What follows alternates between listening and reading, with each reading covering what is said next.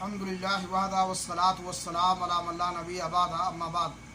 ناظرین کرام، انسان کو ہر وقت بالخصوص بڑھاپے میں اور بیماری کے ایام میں اللہ کی نافرمانیوں سے گریز کرنا چاہیے اور بچنا چاہیے، کیونکہ انسان کو پتہ نہیں موت کس وقت اس کو اپنے شکنجے میں کس لے۔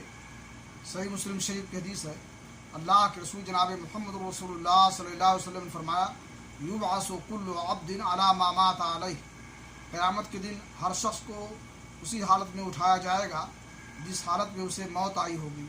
اس لیے انسان اگر نیکیاں کرتے ہوئے دنیا سے رخصت ہوا ہے تو آخرت میں اس کا انجام اچھا ہوگا، اور برائیاں کرتے ہوئے اگر اس کی موت ہوئی ہے تو آخرت میں اس کا انجام برا ہوگا اور اچھا نہیں ہوگا۔